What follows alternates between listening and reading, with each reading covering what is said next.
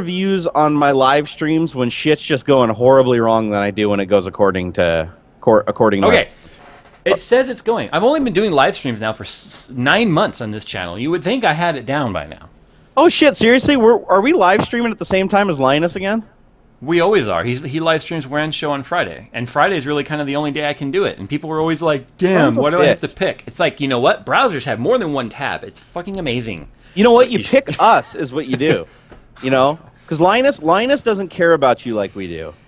You know, Linus, he's driving around in his Ferraris and his Lamborghinis and his Learjets. You know, we're real people, Jay and I. Yeah. Okay, we're back live on YouTube. Also, just saying. So what I'm going to do in the YouTube description now is I'm gonna put that we're also live streaming on Twitch.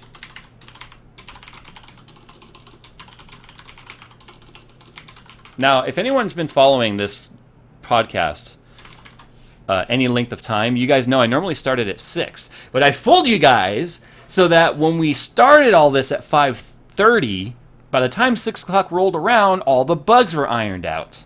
Dun dun dun! Aha! Intelligence strikes again. Sorta. Well, it would have if it worked. Yeah, there's only one. I love it. There's only one person watching. Because did it actually go out into my channel again? Let's see. Oh yeah, there it is, live now. Okay, cool. The first one, it was just like, eh. Okay, new link. Sorry, YouTube is a hooker. YouTube is a hooker. And it's like it's that kind of hooker that comes in and takes your money off the nightstand and then just leaves, and you're like, what? Yeah, it sold its soul to Google, and well, now look at where we are.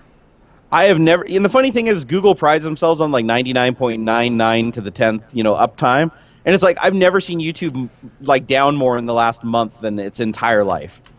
I'm still getting tweets from people saying I can't watch it on YouTube. It's like I've tweeted out like 3 times now the Twitch link. And if you can't watch it on YouTube, go to Twitch. If you can't watch there, kill yourself. No, I'm kidding. Oh yeah. Too soon. Touchy subject. Watch the recorded podcast. There. Do not commit suicide, okay? Please. Suicide's bad. Okay. We need your views. Okay. Okay. Don't kill yourself. Okay. All right, we're back. Okay, we were talking about what this article that I was reading, and damn it, I lost the article because of the blue screen of poop. It was all about the 12 best PC mods for games. And I thought it was a kind of an appropriate article to talk about because of the discussion that my video had about PCs versus consoles. And that's going to segue us into the next topic, which you already know about. Yes. It's going to be perfect. Okay, so while I'm pulling up this article, are there any PC mods that you currently play or have played or like to play? Let's see. Right now, probably... Same thing with the stream, guys. Type out your PC modded games that you like to play. And Skyrim, just don't even bother, because we all know. For me, it would be like Gary's Mod Prop Hunt. I love that one. I still want to play that with you. I haven't played it. Oh my god, dude! And the funny, I don't know. It's hilarious, yet it's the simplest thing you could ever come up with a game. And it's awesome. I mean, you have to go pick something to clone, right, and then hide. Yeah, and I'm pretty sure to like program Prop Hunt, that's probably the least amount of code ever written to make a mod for a game, because it's like everything's already there. There's nothing new added. It's just like, oh, okay, you run around, you become an object, you either stay still or move around until everybody shoots you. I mean, it's like... Right. And to all of you guys that are like tweeting me and messaging me and saying, Jay! To you I say you! Because I don't really know all your names. But hi. Hello, and welcome to the stream. The Failcast. Failcast, I like that. Okay, here we go. And this article was on Kotaku, by the way, which is a gaming website. So it's not like this is like, CNET did the 12 most. It's like, who cares what CNET has to say about games, honestly? Am I right? Can I get an amen? Okay, let's do this. If I add that, and I do screen region, we can just grab this. Okay, so this is the webpage we're looking at here, and it's the best PC mods. And number one, I don't think they're in any particular order. I think it's just what they considered the top 12. We've got Black Mesa. Again, a Half-Life mod. I think Half-Life has probably been like one of the most modded games out there. Easily. And I've never played this game, but I heard it was really good, and it's not that old, from what I understand. Oh, wait a second. Which isn't Counter-Strike Source built on top of Half-Life? Yeah, Counter-Strike Source was actually made by Valve, though. Right. It's not a mod. No, the original. Oh God, was it? Both Counter-Strikes, Counter-Strike, and 1.0 through 1.6, Yep. were all made on the Half-Life engine, and then Counter-Strike Source was made on the Source engine. Right, that's what I'm thinking of. CS2.6 or whatever, the old version, and that was like the most that was played more than Half-Life. Like that was the online FPS. That kind of kicked them all off. Yeah, and what's funny is that there's people on here right now going, "What do you mean you're using Internet Explorer?" It's like, well, that's right. I actually use Chrome, but I use Explorer because for my webmail, it's Jay. We need to debunk this right now. You know, IE will not give you AIDS. No, I know it won't. And I use IE mostly at work and Firefox, but I use a webmail service. Yep. For my Microsoft Exchange, which requires IE to get webmail if you're going to use a portal. Like I can't go into Google and I can't go into Firefox to get my webmail. Cool. So. Hi, babes. Hi. You know I meant like to go watch the stream online, right? No. Hi, Miss Barnacules. Hey, say hi. Hi. No, she's not on screen. If that makes her feel any better, we're still looking at. Where are you going? Screen. I'm gonna go now. No, I want you to stay now. Come on now. We'll get more subscriber with the lady on the stream. ValveTime.net. Or people's, because they don't want to look at me. Here, let me see. How do I need to go see myself here so I can frame stuff up. Hey, there we are. Hey, gorgeouses. How you doing? Okay, so I've got a little video playing here on the thing that's showing, I guess, what Black Mesa is. I've never played Black Mesa, so I am shocked to see that that's the first one on the list. Well, I don't think it's in any particular order. Oh, okay. All right. I'm trying to figure out how can I get you so you can hear this. I'm gonna go. You're gonna go, but you're so pretty. Do you just want to sit here and be pretty? Okay. Well. So Okay. there, Black. Love you, Okay, sweetie. so there we go. Black Mesa. Number 2, which probably goes without saying, is DayZ. Oh, Daisy, yes. Yeah, because that was built off of the Arma platform, I believe. Yes, it was. It was. And then Warzy was supposed to be like the knockoff, like the stolen idea that failed. Right? Please tell me they didn't put War Z on the list, though. No. Okay, I'm because just saying, 'cause War Z is the biggest I was- bucket of shit ever, and I hope that the company that makes it dies in a horrible. Yeah, and I never accident. played Warzy. I never played Warzy or any of that stuff, so I don't really know, to be honest with you. Okay. No, zombie games are big, man. Jay, I'm surprised to hear you say that. Zombies are everything now. Okay, here's the thing. I've watched streams of DayZ. I have watched videos, and I love how it's like every man for himself. Like you come across a human, you try to kill it like a zombie, right? I mean, Yep. that's how a lot of people play the game. Oh, I'm out for myself. I'm not going to team up with nobody. But every time I've ever tried to play anything Arma based, I can't get used to the controls. No, you're right. You're right. Arma as a platform itself is really janky. But a lot of people have said that they fixed a lot of that in Arma 3. So I'm hoping that they start porting all the mods over to that. Yeah, I'm sure they will. And it looks like we have a hater in Twitch, but that's fine. They can. What are they saying? Twitch also says that I'm playing Battlefield 3. So there's probably people that are like, "What is this? This does not look like Battlefield." So anyway, Where's the hater at? I don't see him. I don't know. I see somebody saying, "Hey, what's your problem? Just leave or whatever." I don't really know. I don't care. Oh, okay, whatever. Well, you guys, God, don't even bother trolling me. It's a waste of time. Yeah, or they could be trolling me. Who knows? And Edda Cheetah wants a shout out. So shout out, Edda Cheetah. Okay, Yes. Diaspora. I never heard of this. Have you? No. I'm gonna click play on this YouTube video real quick on the stream. That's supposed to be like it's 11 minutes. I'm only gonna play a few seconds of it. I'm just curious. It looks like a space game. It looks like a Battlestar Galactica kind of thing going. Oh, it even says right there. Yeah, the world has been. Yeah. Battlestar Galactica games. Yeah. Because I was gonna say that there's two what are base stars in the background. I was like, oh, that's a ripoff. Yeah. Okay. So far, this is very boring. Looks pretty badass though. What mod is this based on? Which takes old space shooter Free Space 2 and turns it into a Viper simulator. So I remember Free Space. Yeah. So far, they're flying around space, and this is incredibly boring. That's what you do in Free Space. So yeah. When you float away in space, you die very slow. Okay. Okay. Blocks hot. Dota. I didn't even know that was a mod. I'll be honest with you. It says it's a mod based off the Warcraft 3. platform. Oh, wow, really? I didn't know that. I thought Dota was its own standalone. I heard a rumor that like some developers like came the original developers were from that company. I didn't realize that it was like a ripoff of it. And if you guys are curious as to what I see, oh look, the comment showed up here on YouTube. Okay, here you go. Here we go, guys. Oh my God. Ubuntu, can we show our faces? Yeah, eventually. Because right now we're looking at this article and stuff, and then we will get back to it. Okay, so Right now I'm smiling, just so you guys know. Here, well, we'll do it. I hear your printer. I know. That's just R2D2 and 3 CPO having an orgy in the background. Very slow one.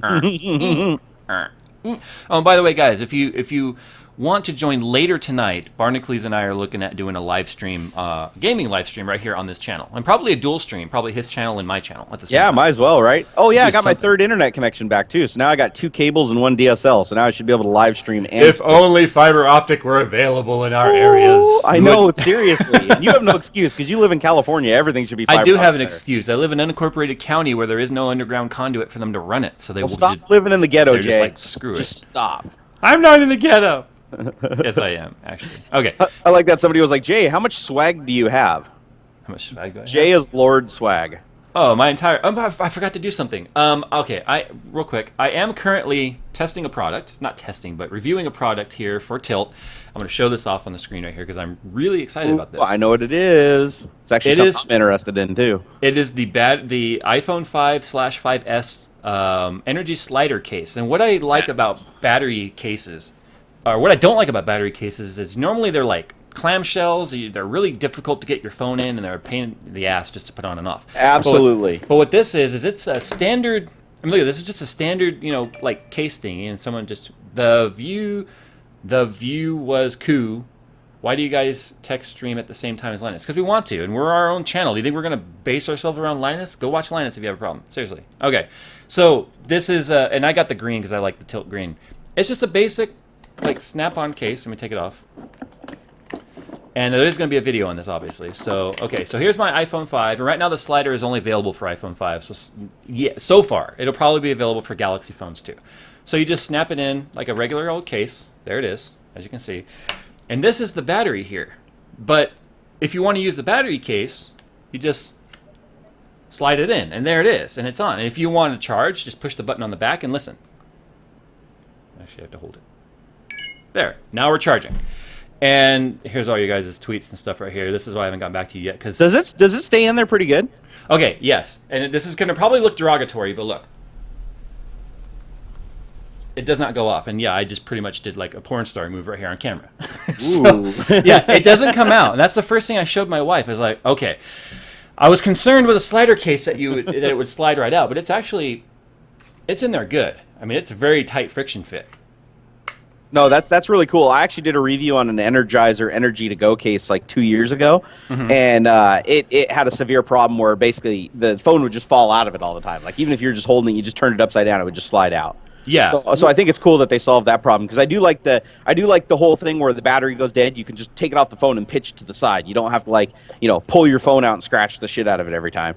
Right. Well, yeah, you're right because I don't like to change my cases on my phone a lot. Oh, I don't either. And so it was really annoying that I was like, okay, a battery case, God, I don't want... And people have offered to send me battery cases. I have turned down a couple of companies that have been like, well, let us send you a case to review for batteries. Well, how is it put together? It's a clamshell. Honestly, cool, thanks, but no thanks. Yeah, it's made out of, and it's lined with sandpaper. Here, and I don't know how many people will believe me to say that I have turned down product to review as well. No, I have also. It's true. I don't just review everything every day. Yeah, I don't want to just be like, oh yeah, send me anything you want and I'll review it. No, I only review things that I think I like. I actually mailed something back just because I couldn't find one redeeming factor about it. Really? Yeah, I literally was like, and that's when you're like, to him and I said, I'm going to be nice to you and not run you through the dirt, but I'm sending your product back. Right, and then some people will be like, oh, well then you're cherry picking. No, what you're doing is you're being diplomatic, and instead of running them through the dirt. Or doing a fake review and selling out, you're just like... Well, I really couldn't review the product. I mean, the product was in such a bad state that it was not reviewable. I could have made a video that's like, oh, never buy this, but I mean, they had to fix the problems eventually. I don't want to be that person to destroy their business. Right.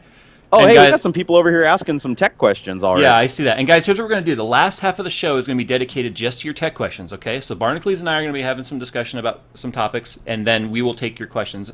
And I'm working on next week having a way for you guys to call in, like through a Ventrilo or something like that, a private Ventrilo. That would be cool. So we can have all you guys go into a lobby, and as you ask your questions and we pick you, we drop you into a private room and have a chat with you, and then, bring in the next person.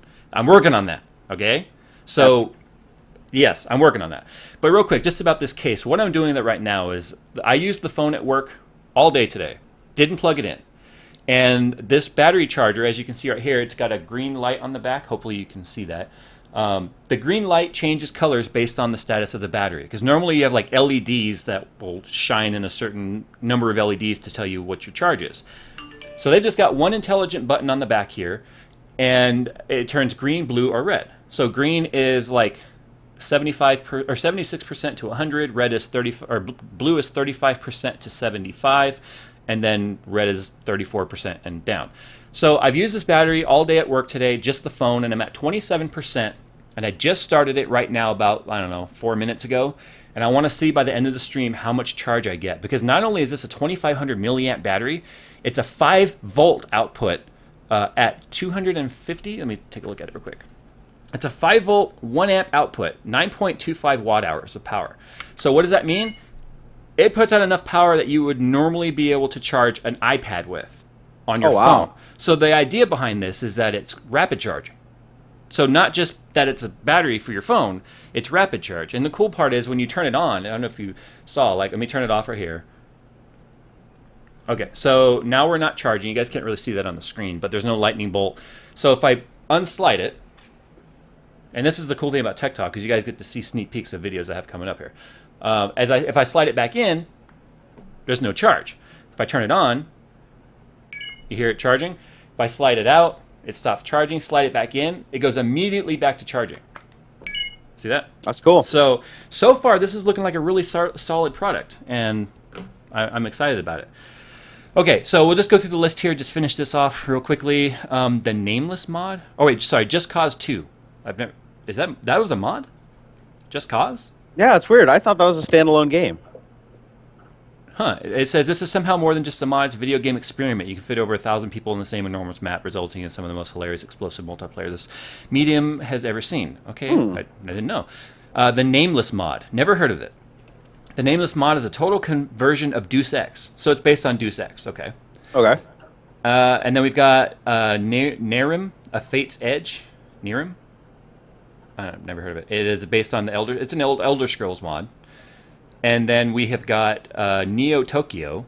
It says it's based on with all these mods like nobody's ever heard of. This one's based on Half-Life 2, so we're talking Source. And then we have got The Sith Lords Restored. The Knights of the Old Republic was a crushing disappointment, so someone modded the game and came up with the Sith Lords, which apparently is listed, according to Kotaku, as one of the best PC mods ever. Ooh, well, gonna have to backpedal and try that out now. Star Wars Galactic Warfare. Now, I heard of that one. Yeah, it's a Call of Duty for Star Wars. Hell yeah. It's Call of Duty 4 for Star Wars. So, and then you've got... Oh, God, those graphics look horrible. Okay, sorry. It's probably an old mod. Call of Duty 4, so we're going back like almost 10 years. Wow. Well, Call of Duty 4, I think, was, 2006 or 5? Something like that. Anyway. Shit. I've lost No, track. I'm sorry. I'm thinking Call of Duty 2. Call of Duty 4 is only like 5 years old, I think.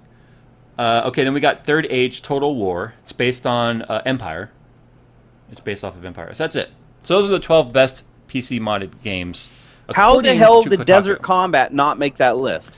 I don't know. But again, it's according to this particular editor. You can tell Luke Plunkett he's a wanker. Luke, you're a wanker. Okay, so that's who wrote it over at Kotaku. Oh, and apparently so am I. Somebody in here said that I have a huge penis. Oh, thank you. That is awesome. I appreciate that. Okay. We'll go ahead and block BBB Factor because I like to block haters. Oh my God! So many people are asking me how much my setup costs. We'll go. Okay, we'll get to that. Hold it to the end, guys. I'll give you plenty. Hold it to the end. I your promise monitor, your monitors, or your TVs alone are probably a huge chunk of it. So, okay. Which brings us to the next topic. And remember, I said this article was based on the fact that my video PC versus console, my updated 2013 version. Obviously, drew a definite line in the sand. I mean, there ain't nobody straddling that line, and as much as I tried, I still teetered over towards PC because that's where my heart is. No, I watched the whole thing, and you were not a fanboy at all. Dude, I was not. There's no way I could walk the line. I can't walk the line. I'm sorry. You can't do it. Even though I was playing console last night, my heart is in PC. So I came across this article on the Lifehacker, and if you guys don't know what Lifehacker is, it's a blog all about. It's a bunch of different psychologists and stuff talking about human behavior. It's a life hacking, right? Why do we do what we do in life? And the article was talking specifically about fanboyism. And I lost the article. But let me just bring up the email real quick. I'm not going to read the whole article. It wasn't very small. It's a good read. I mean, it's not huge, but it talked about the fact that it goes all the way down to human nature. And fanboyism had never gotten a boost like it got off the internet. Because anonymity and fanboyism go hand in hand. And I think everyone would agree with that. It also talked about the fact that the way our brains are wired is that humans are pack. We want to belong to a group. We want to be accepted. And everything we do in life is about being accepted and joining into a collective. And by joining a collective means that the opposite or whatever the opposing collective is immediately the enemy. And you just described religion. You could be a fanboy of religion. Yeah, no, that's what I'm thinking. I think fanboyism and religion, like, they share some common ground there. If there's two words that definitely don't go together, it's fanboyism and tolerance. That's true. Because there are some bullet points here that I made, and I'm going to go ahead and how come every time I find this email, I sent myself an email and I can't get to the damn thing. Okay, here we go. Some bullet points that I made. There's some theories on this. And it's just funny because I read these comments on these videos, and I have a lot of videos that immediately make someone pick a side. Not intentionally, but because of the sheer topic of what we're talking about. Call of Duty versus Battlefield, consoles, PCs, iPhones, Androids, whatever. People pick a side, and then they immediately square off against the other side. And there's a theory on that when it comes to psychology, and it's called the social identity theory. And it has to do with your worldview. And the social identity theory is like I just described to you. You have to pick a side, you have to belong, and everyone else is douchebags. Which is true, because if you don't own a PC, you're kind of a douchebag. Well, it's hard to straddle the line, because if you don't pick a side, then you end up being just a sovereign nation, and everybody wants to attack you. But you cut me off before I got to say just kidding, so I really wasn't calling everybody a douchebag. Whoops. So anyway. Sorry, Jay, just lost you half your subs. My bad. But then the article goes on to talk about, okay, well, why do we pick a side, and then why do we defend it, right? Because it's like, we can pick a side. We're all going to pick a side no matter what, right? You and I both have iPhones, which is kind of weird, because I really took you for an Android guy, I'll be honest. And a lot of people take me for an Android guy because I'm into PC. So why did we pick iPhones? Well, we wanted simplicity. Even I talked about that. I just want to turn it on. I want there to be an icon. I want to push it, do what I want to do, and be done. Yep. Let's face it, Android has a history of needing battery pulls and soft resets and just generally being more, I don't want to say clunky. I definitely want to say they're so feature-packed, the features sometimes get in the way. That's the way I feel about Android. But my God, when I say that to an Android fanboy, holy shit, do they get... It's like I just told them that their mom was a whore and deals crack. I mean, right? You basically did. I mean, from their perspective, you did. Yeah, and according to the social identity theory, I did. But then there's a lot of people you hear all the time, oh, I've thought about going iPhone, but I just kind of stay with Android. And that brings up another theory called the sunk cost fallacy. It's a psychological thing where you say... It's the same reason why a lot of people won't switch Xbox 360 to PlayStation 3. Oh, I've got 25 games on here I don't want to rebuy. I've got all these accessories. I've got these controllers. And it's just easier to stay where I'm at rather than look at it and say, wow, it's going to cost me a fortune to switch. It's the same thing with iPhones, right? Or phones, period. Actually, another really good example of that is camera people, right? Canon versus Canon Nikon. and Nikon. That's another huge fanboy battle. Huge. Canon and Nikon. And you know what? I have a lot of Prototype. You guys have seen Prototype before. He's done some videos with me. He's done some camera work for me. He's a great cameraman. He's one of my go-to cameramen when I need to do a project. He's the guy that was beating the skinny guy that was beating the computer with the bat in my 20,000 special. Oh, that guy's awesome. Yeah, he was the little skinny guy, right?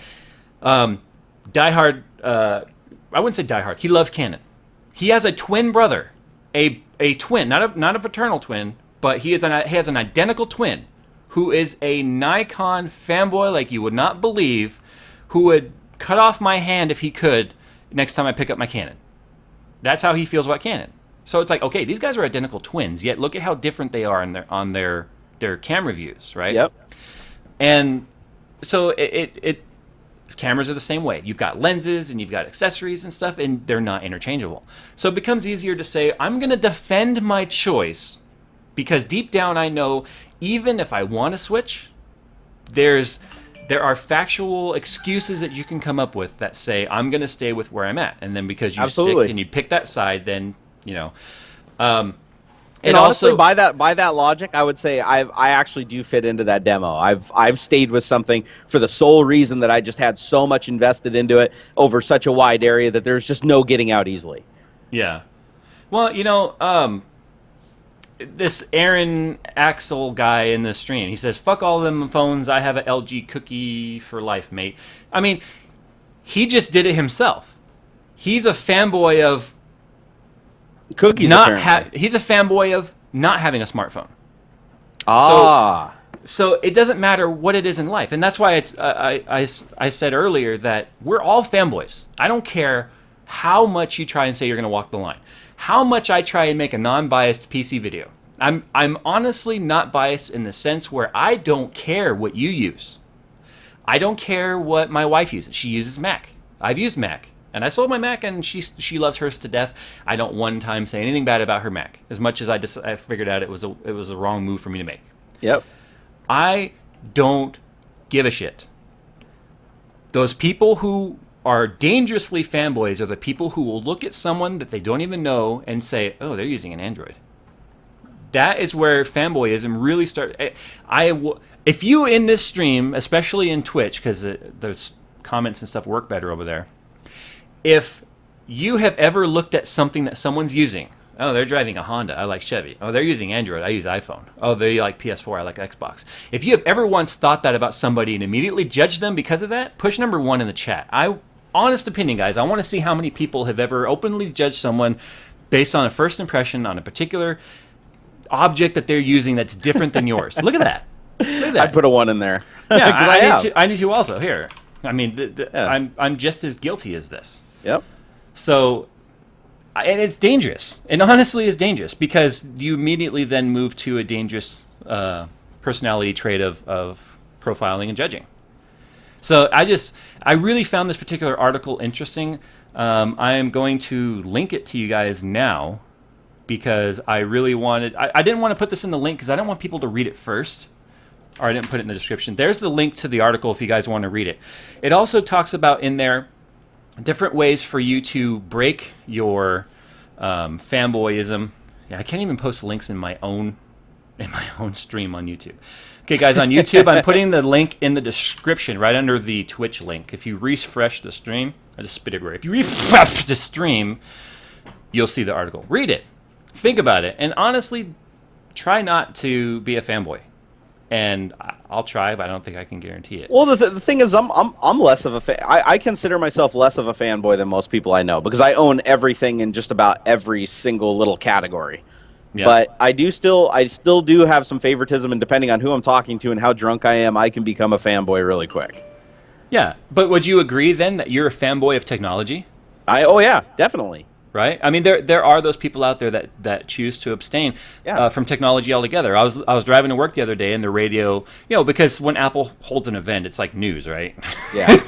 Like it really matters. I use an iPhone. I couldn't really care less about, whether or not Apple's holding a conference today, sort of thing. I was tweeting it because people wanted to know, and I was able to see it. So anyway. There was a guy, they asked, are you going to be upgrading to the new phone and this and that? Or do you not even have a smartphone? And a guy called in, he's like, I don't have a computer, I don't have a smartphone, I don't have an iPad, I don't care about none of that stuff.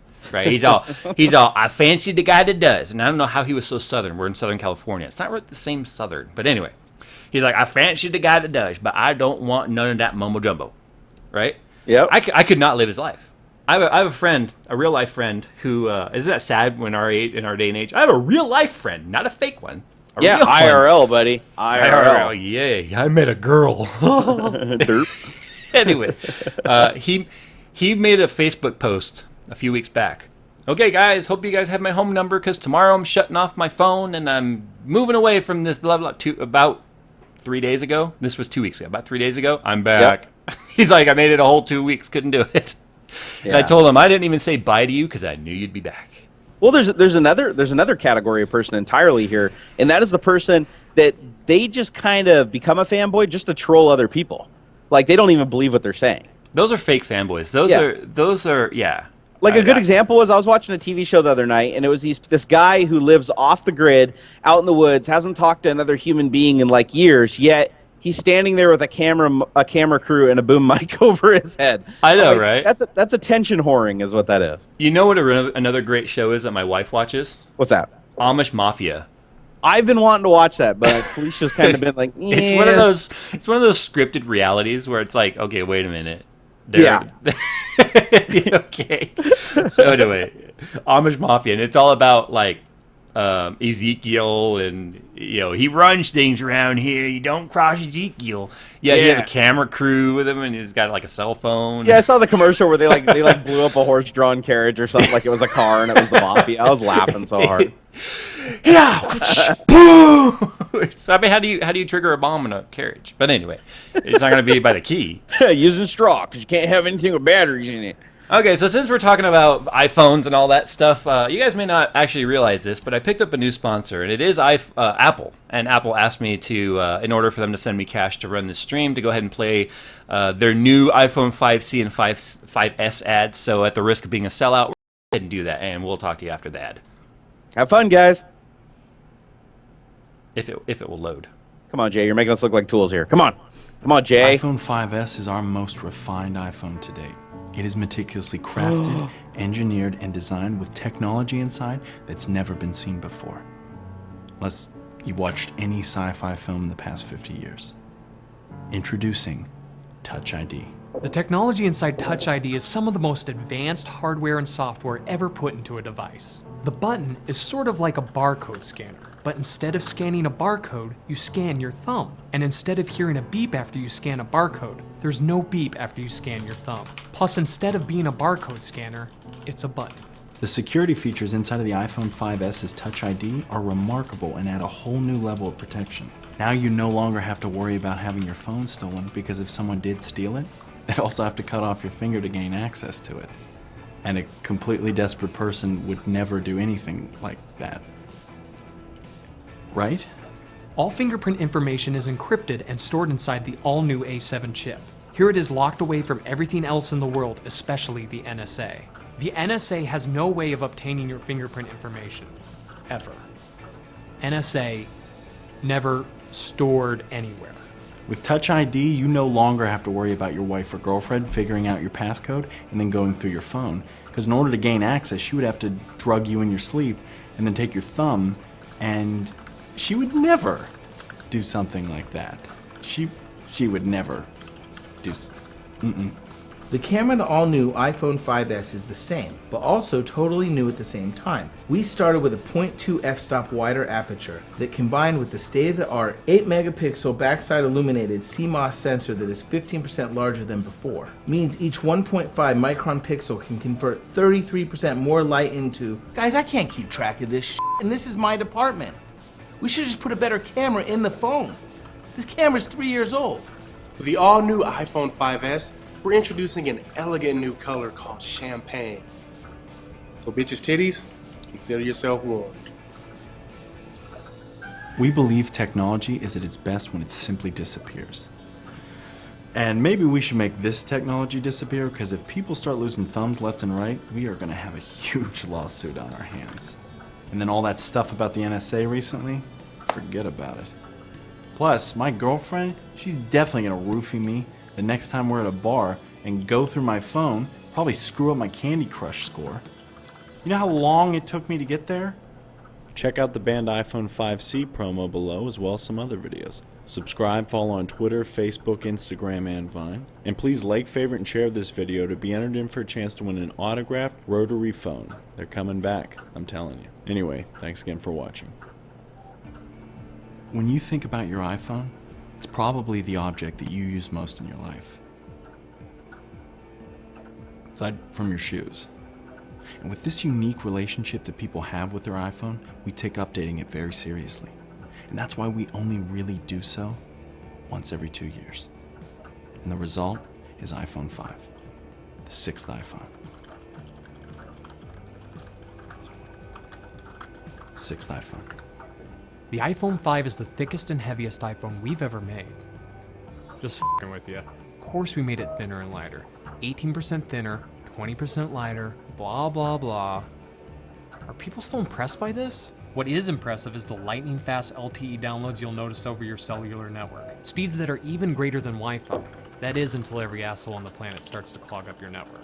In iPhone 5, we created the new much smaller Lightning connector. It's all digital, so it replaces that ancient technology in the previous connector. And it's reversible, so you can use it either way.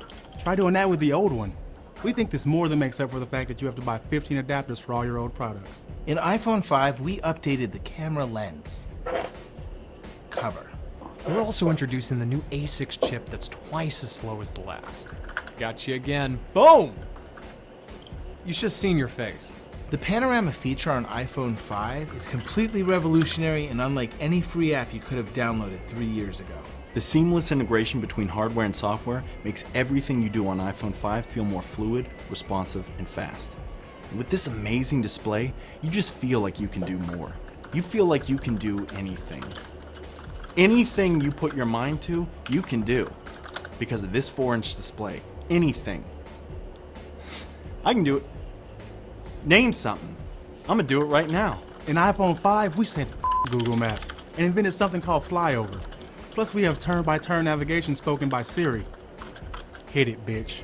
Turn left onto Lombard Street. Then turn right onto Van Ness Avenue. And now Siri can do even more for you. She can get sports scores, make dinner reservations. She can even tell you if she thinks your wife is cheating on you. Jennifer, we need to talk. Facebook is integrated right into iOS 6. So get ready to read even more shit you could care less about. And now you can make a FaceTime call right over the cellular network. So no matter where you are, you can see tips on your phone. For iPhone 5, we started with a design that we really loved. But to build it, we had to look way into the future. So we basically built the iPhone 9 and then worked backwards. And let me tell you, once we figure out this numbering system in 7 to 8 years when the iPhone 9 comes out, it's gonna blow your mind. Amazing. Extraordinary. Revolutionary. Extra-mazonary lutioning. Adjective. Thanks again for watching. Be sure to check out some other videos below and watch all the banned promos by clicking the Watch All Promos button. Subscribe, follow on Twitter and Facebook, links in the description. And like, favorite, and share this video to be entered in for a chance to win an iPhone 9 in 7 to 8 years. Anyway, thanks again for watching. Okay, so I showed the new iPhone 5S video in contrast to the iPhone 5 video that JLE did. Did anybody else notice that iPhone 5S are like fingerprint reader and a new color? Hell yeah! And I want my two fingerprint reader. LEDs, one that's amber and one that's white. That way you don't look like Casper. And yet they took the iPhone 5 completely out of the lineup. Right? Oh man, I was gonna show the iPhone 5C video on there. I thought the best part was when the black guy was like, "What do you mean iPhone colored?" It was probably one of the best scenes. JLE on YouTube, one of my favorite channels. Those guys are awesome. Anyway, what we'll go ahead and do right now.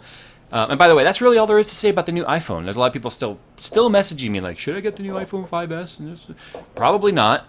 I think maybe you should wait till next year, because maybe they'll bring stuff like we really would like to have, like NFC would be kind of awesome. Am I right? Yeah, when Steve Jobs died, he kind of took the iPhone with it, so... He kind of took Apple with it. Yeah, rest in peace, Apple. Today, Apple wants to introduce to you a revolutionary new product. I'm Tim Cook, and I am so excited to bring you the new iPhone today. I know, that's one hell of a presenter. And to bring it to you and 82 new countries this year is Johnny Ive. I know, I hate Tim Cook. My God, he's like the exact opposite.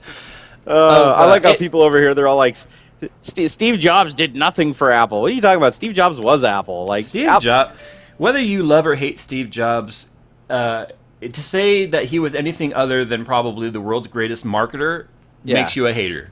Oh, the dude was a total arrogant dickhole, but he was good at design. He really was good at designing products that people wanted, because Apple failed when they got rid of him. They climbed the back of the ladder when they got him back, and then when he died, look where they're going now. So they have one guy in the company who shares any of Steve Jobs' vision, Johnny Ive.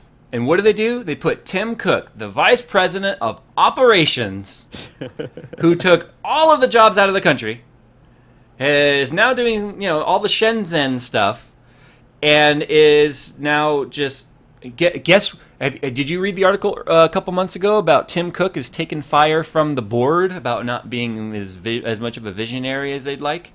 What happens when the Apple board doesn't like you? They fired Steve Jobs, okay? Yeah, seriously. Tim Cook, I'm sorry, man. Unless you all of a sudden roll back time like 20 years and take a little bit of acid and energize yourself. Oh, Savalas made a funny comment, too. He said, without Bill Gates, Apple would fail. And that's actually true. Well, yeah. That's an old story. But, yeah, if Microsoft hadn't bailed Apple out, if Microsoft had not made had not purchased $150 million worth of non-voting stock back in 1999 and promised, Bill Gates personally made this deal. He even sidestepped the board and said, this is my executive power, and I'm doing this.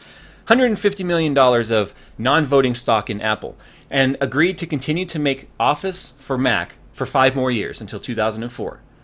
That saved Apple. That gave Apple the money they needed to get the iPod project off the ground because it was going to be tanked. Yep. And then in 2004, Apple was like, ha, ha, ha, fuck you. We don't need you, Microsoft. We're rich. We're rich. So just continues the cycle of, that's how the friendship between Jobs and Gates was, though. I mean, shoot, people don't even, how many people didn't know prior to the movie that Bill Gates was paid $30,000 to personally fly to Cupertino from Seattle and develop the floating point BASIC for the Apple I? How many people didn't know that? Yeah, those guys had a really, really crazy relationship. Like, a lot of people didn't realize, too, when Steve Jobs passed away, Gates was the first person to call his family and offer his condolences. Yeah, they said it themselves. They were business colleagues. They were peers. Yep. And they did not agree whatsoever. They had a horrible business relationship in the sense that they were rivals in business relationship. But outside of the office, they both knew that those two individuals have changed everything we do today. Yeah, they had a respect. There's a respect there, definitely. Yes, there was. And that's why I love that D5, the All Things D, where they did that hour-and-a-half interview together on stage. That was great. That was a great interview. Okay, guys, this is the part of the show where we do nothing now but take your questions. I'm going to do the best I can to watch for these questions coming in. So I'm watching. We're going to do about another half hour of whatever it is you guys want to talk about. And I would love to have some music or something going, but because of copyrights, I can't do that. Exactly. Jerry, okay, and we're going to say their name. GB Tech 14, Jerry and Jay. Should I install Windows 8 or keep Windows 7? Okay, I have to answer this one.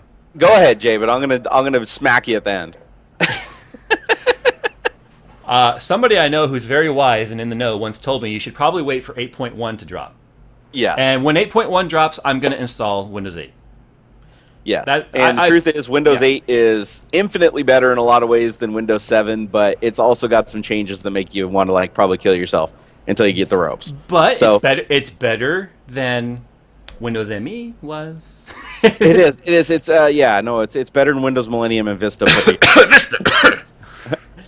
No, but the truth is, a lot of people don't realize that that Windows 8 was intentionally designed to run on lesser hardware. I mean, they literally, when they created Windows 7, they were like, oh, yeah, we got all this CPU and all this memory. Let's just build something that's freaking huge and enormous. With Windows 8, they're like, we got to get this shit to run on a Casio watch. Yeah. And so it's very lean and mean. So from a gamer perspective, if you want an operating system that's going to run your games at peak efficiency with the least amount of RAM and the least amount of CPU, Windows 8 will stomp on Windows 7. It just will. But you might run into some speed bumps along the way. Because, well, yeah, there's growing pains there. Yep, shrinking pains, technically. Yeah, because it's designed to run on a tablet. It's a tablet. It was meant to be a tablet OS, and I think a lot of people really hate live tiles, and I think people really, really want the start button. It's true. Yeah, and without having to make any mods or changes themselves, just bring back the start button. Okay, fine. System resources, great, but don't make us deal with the infantile tiles. Yep, but the honest truth is, hey, if you want to spend, a couple of dollars on some, third-party software, you can actually get Windows 8 to look and feel just like Windows 7. Now, if they had left the price around that $30, $40 range, I would have been like, yeah, sure. But once they bumped it back up to 100, it was like, oh. Yeah, that was a little weird. They were kind of all over the place on that whole thing. I was like, because when they had it down at $30, then it competed with OS 10, because that's how much OS 10 costs. Well, people will buy a shitty operating system for $30. I remember back in the day when I was just a kid, I went to the Software Etc. store, and they had MS-DOS, which was like $50 or $60 at the time, and then they had this thing called Dr. DOS, which was like $19.95, and I was like, ooh, Dr. DOS, $19.95. That was the shittiest DOS ever made. It hardly ran any of my games. It had nothing but problems, but I still bought it. Yeah. It was $20. Okay, I'm going to answer Addiction 420's question here. He says, Yo, Jay, it's Logan Pryor from Logan from the iPhone video you put out. I just wanted to say, I think he and I had like a little back and forth banter. I can't remember. Just wanted to say that I love the ad that you played. What is my personal favorite phone between my iPhone and my S3? And if you guys don't know me, I do carry a Galaxy S3 also. It's right here. So that's why I laugh so hard when people call me Fanboy, because look at that. You're such a fanboy, Jay. Anyway, the Galaxy S3 is an awesome phone. I don't like the hardware of it for two reasons. I don't like how soft the keys are. The keys are really easy to bump. I also don't like that they put the lock button right where my index finger goes. So I'm constantly accidentally turning it on and off all the time. So, but software. Well, stop having giant hands, Jay. Jesus. I can't help I have big Hercules hands. Yeah, I mean, Android's a great operating system. I love my Nexus 7, and that is stock Google. There's no bloatware on that. My Nexus 7 rocks. I play with it every day. No, I've got the first generation Nexus 7. I absolutely love it. And my iPhone, though, I love it for the simplicity. That's what I said. See, and I know, Jerry, that you agree with me. At the end of the day, when you're dealing, and this week for me has been heavy QA, so I've been dealing with a lot of developer stuff today, or this week, less IT stuff. At the end of a long, complex troubleshooting day, I don't want to screw around with my hardware. I just want to. True. And that sounded kind of dirty, actually. Screw around with your hardware, lols. Hey, do you notice that your blue bars on your cam went away? Yeah, I noticed that. That was pretty slicky to do that. Okay, it happened? Okay, nice. Yeah. So anyway, I just want to turn on the phone, and I want to push a little blue icon that says Twitter, and then I want to be like, tweet, and then go. And I know Android does that too, but I don't want to flip through. I don't want to flip through more home pages or I don't want to flip through widgets. I don't care about widgets. I honestly am one of those few people in the world that don't care about widgets. Yeah. I took them all off my Nexus. I don't even have a widget loaded on my Nexus. You look at my Nexus 7's home screen, you're gonna be like, that looks a lot like an iPhone because it's just. No, I had the same problem with my Nexus 7. I got rid of all the shit because you get lost in it. It's like I just want to go directly to something and do it. Yeah. I love it. The comments. I don't see any Battlefield 3. Why? Because we're dual streaming to both my YouTube podcast and this here. So this is Best Friends 3 is what this is actually. Yeah. So, see, we're playing BF3. So, BF3's forever. Do you see any questions you want to answer there? Just all right. Let's see what we got here. Let's see. Oh yeah, AMD Athlon 2 X4 with the GTX 660. Is it any way possible? Athlon 2 X4. Holy crap. It's possible, but it's going to be quite bottlenecked. Yeah, I hate to use the word bottleneck, but it's true. No, the Athlon 2 X4 is actually what my daughter has, but she has the X3 version, the one that has the locked core, because something probably failed in it. It's not really a gaming processor. I mean, granted, the 660 is not a powerhouse either, but you're really pushing the envelope on hardware there. Oh, here's a good question. Somebody, Barnacules lover, asked, "How is the coffee at work?" The coffee at work is fantastic. Thank you for asking. Geez, is it Seattle's best? Is it Starbucks? It actually is. It is Seattle's best. Well, it would just Starbucks now because they bought them. Yeah. Okay. Over here on the YouTube channel, Big B69 Ti. How to tell if you have a dying GPU and PSU? Well, if you have a dying graphics card, it'll tend to blue screen anytime it goes under load, regardless of what driver you have, or it'll get continuous driver crashes when you are not overclocking it. As for a dying power supply unit, the only way to know 100% for sure is if you plug it up to a PSU tester, which loads it and then checks for any dips in power. There is one other thing that you got to watch with GPUs too, is if you notice any kind of pixel corruption, like pixels randomly changing color, sometimes they call them like sparkles, where you see artifacting, artifacts and sparkles and stuff like that. That could mean the memory on the card's also going bad. Yeah. The Mine A7 on YouTube asks, what mouse, keyboard, and mouse pad and headphones should I get? Wow. Every peripheral you just listed is perfectly preference. I mean, I can't tell you go get the Corsair 1500s that I'm using because you may not like them. Yeah, and you know what? I don't choose. I just have all kinds of stuff. Like right here, I have. Let's see. I just buy it all. I just got my my Razer Imperator, right? Sucker! It's gonna be that mouse is gonna be old next month, sucker. Dude, I've had this thing for it's got to be 2 years. Then I got my mouse pad, which is whatever I have on my desk. Actually, I like this mouse pad, Corsair mouse pad. I use and this company contacted me, by the way. I use the Myonix Propus 380, and it's a hard pad, but it's a slick pad. I want to murder Myonix, actually. Why? Because their Sargus 9000 mouse pad that I bought is all the edges frayed, and they said, oops, our bad, we screwed it up, we redesigned it, and it's been 6 months, and they still haven't finished redesigning it and sending out the new ones to customers. Oh, I was going to say, that's when you tell them, well, I hate to put out an update video about the product, but when it's not ready yet, you can't really threaten them with that. I shouldn't say threaten. I did. I replied back to him, and I was like, hey, guys, I'm going to do a video, and you know what they replied back to me with? I will get back to you within 24 hours on this. I haven't heard from them in 2 weeks. Nothing. Yeah. Damn you, Myonix. Otterbox contacted me, so we're going to be doing some Otterbox stuff. The hell's Otterbox? Otterbox? You don't know Otterbox? Oh, Otterbox. Okay, I thought it was like Autobox. I thought you said Autobox. I was like, what, Autobots? Like, yeah, Lamborghini contacted me. Yeah. Yeah, just like earlier when you were like, oh yeah, Apple sponsors me now. Everybody was like, oh, what? I wonder how many people for a minute there were like, wait a minute. Yeah, it's like Apple doesn't sponsor anybody. Yeah, seriously, that would be like even the biggest YouTubers out there, like Techno Buffalo and all them, for when it comes to cell phones specifically, Phone Dog and all those guys have to send it back. Oh, here we got another question that's been asked 5,000 times, so I have to answer it now. But we wait for 5,001 times. So what is it? Ty's Yay? What? I don't even know how to pronounce your name. Anyway, I. All right, so Mr. Ty's, my setup. If you include everything that's on my main computer, probably about $15,000 to $20,000 for that setup.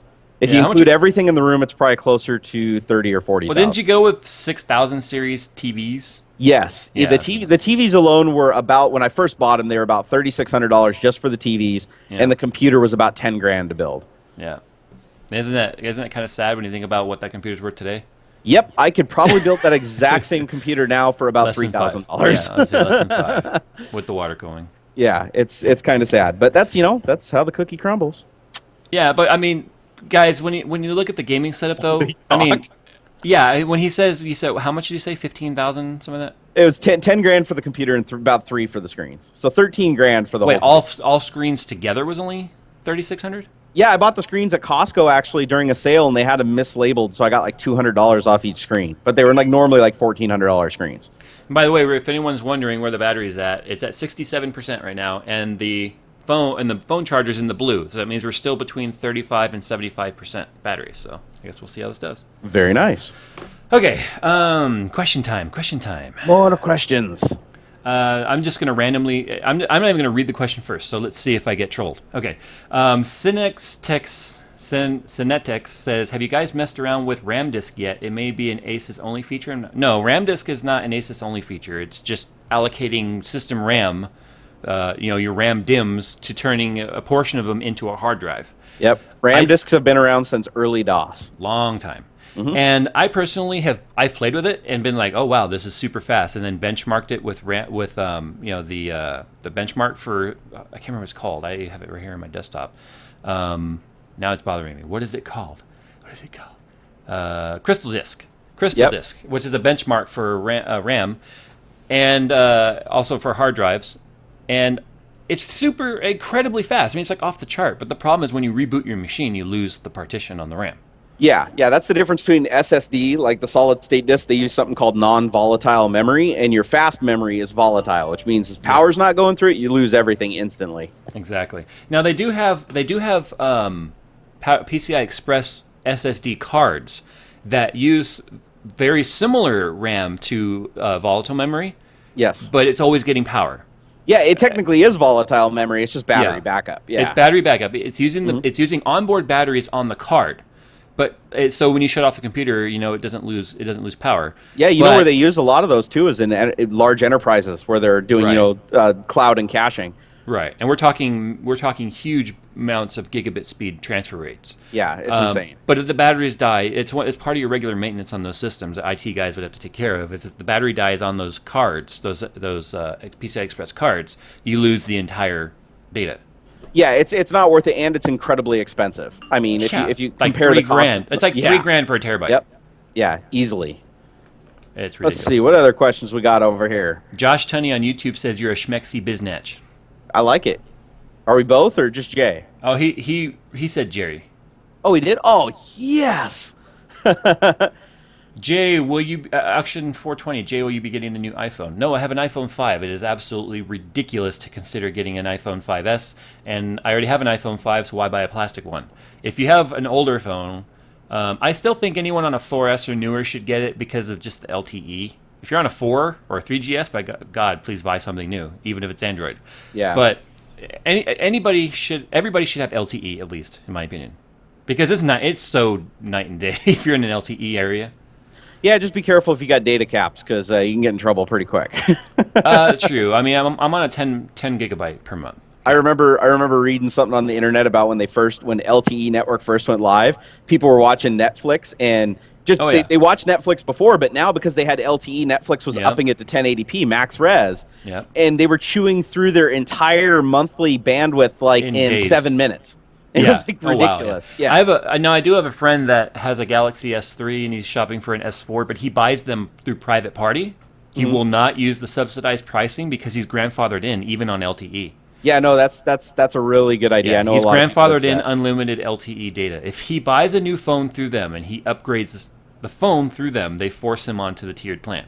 But as long as you continue to buy used phones and then just go and switch it, and if you have an LTE phone, it switches you to an LTE plan, but you're under the same month-to-month without a contract, he gets to keep his unlimited. Well, I'm actually kind of an idiot because I have an iPhone, my wife has an iPhone, and we both go through AT&T and pay just an enormous amount of money for these unlimited plans, but we've had them for years. And we're also grandfathered in. But I talked to a guy that I work with. He's a really big cell phone nut. He does cell phone testing. And he has some company he goes through. It's a ma and pa cell provider that buys bandwidth from Virgin and resells it. And he pays like $30 a month for unlimited data and unlimited minutes on his phone. He just has to buy the phone himself. Wow. Which I think it was like an S4 is like $600 or something for an unlocked, unsubsidized version. But yeah, he bought the phone. Now he pays like $30 a month unlimited. I'm trying to figure out how to do it myself, but I'm still in contract, so I'm waiting until my contract runs out before I do it. James Bartlett asks, now that we're done barfing on Apple, what would we upgrade to? First of all, we were not barfing on Apple. We were being realistic. I think the iPhone 5 to 5S jump has been the smallest jump in any iPhone yet. We were just being fanboys. That's all we were doing, Jay. While we own the phone, we were hating on the company. Yeah. Right now, I wouldn't upgrade to anything, to be honest with you. I'm perfectly fine with my phone. And I'm sure my wife... Just phone or computers, too? He talked about Apple. I'm assuming he's talking about phones. Okay. Well, if I was going to upgrade my phone, probably right now, I'd probably go with, the Galaxy Note? That's too big. No, I won't carry a phablet. I won't carry a phablet.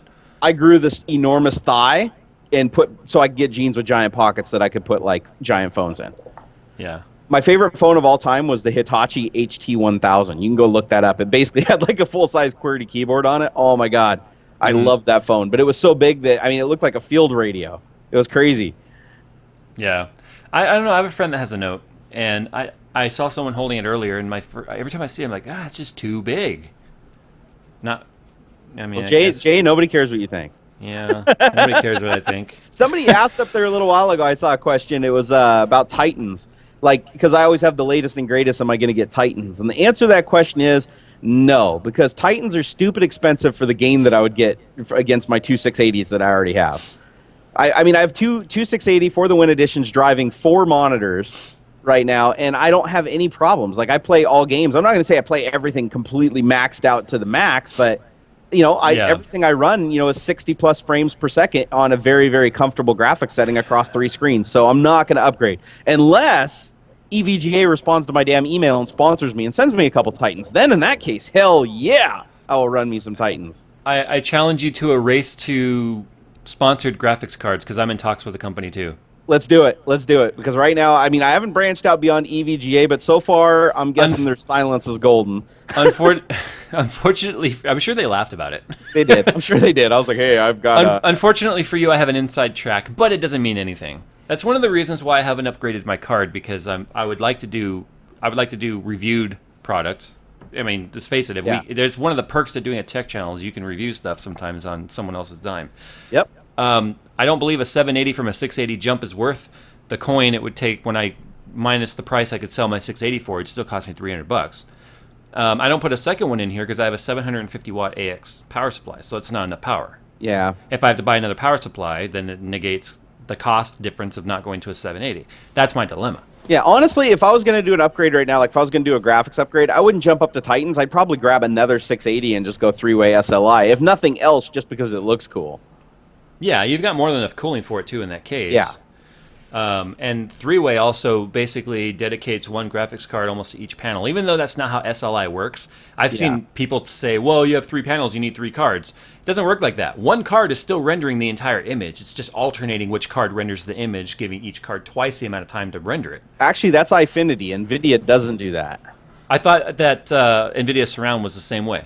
I've seen plenty of that's why everybody bitches about ATI. ATI scales way better than NVIDIA for frames per second. Like, if you ever see it, like if you have 3 ATI cards or 4 ATI cards, you generally get more gain per card than you do in NVIDIA because... But the diminishing returns is incredible on both, though.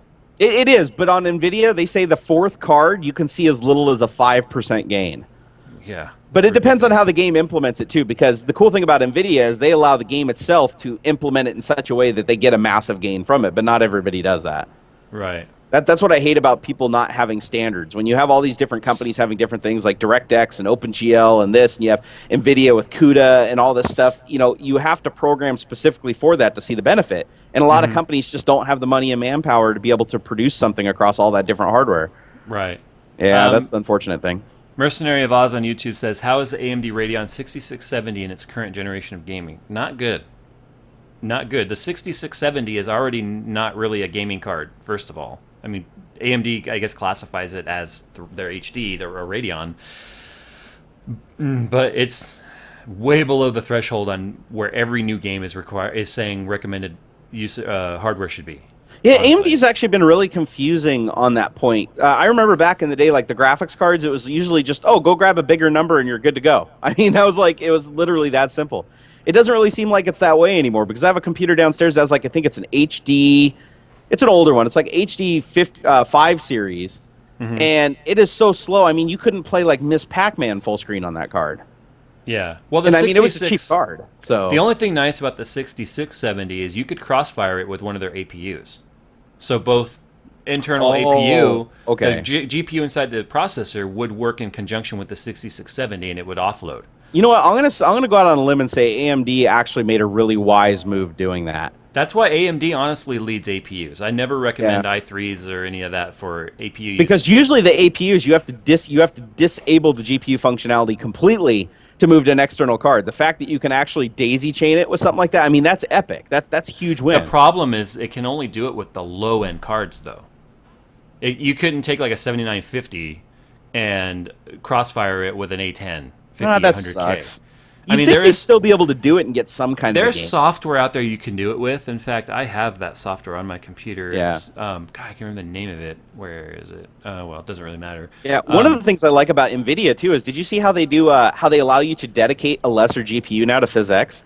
You've been able to do that for the last couple of generations, though. Oh, really? Yeah. Call me stupid, but I just noticed it recently. I was like, God, you can put like a $60 shitty Nvidia GPU in there, dedicate it, and now you freed up that workload from your heavy hitting rig. There's a really good video by Linus, though. Go look up Linus's dedicated PhysX card. Believe it or not, offloading PhysX onto a card that is significantly slower than your main card bottlenecks your main card almost by 50%. No way. Yeah, he did it. He did a test with a GTX 580. So it kind of dates the video. But still, 580 was a powerful card for its time. I mean, I had one. It was new at the time. Yep. But he did a GTX 580, and then he did a PhysX experiment where he put I want to say it was a 7600 GTX or 7800 GTX, just dedicated to graphics. Yeah. Or processing or physics. Oh, 460. And yeah. Okay. No. It was like a 7800. It was like okay. a couple generations older than what the 5 was, and so it ended up reducing the overall graphics performance of the 580 down to the 30 frames per second. Once he put in a higher end card, it really came up. And when he put another 580 in as a PhysX processor, then he started seeing performance gains. So the bottom line was, you can seriously bottleneck your graphics card with a PhysX processing card. So you got to be really careful about your selection. Yeah, but you know what? PhysX is dying out anyway. Nobody's coding for PhysX. A lot of people are coding for a lot of AMD's more baseline structure. And so, I mean, PhysX is one of those things where nobody is going to bottleneck features into a particular, or shoehorn themselves into a particular brand for someone to be able to see a certain feature. Even on Tomb Raider with the new hair effects, I can't remember what it's called. There's a new AMD technology where the hair was much more flowy and realistic looking.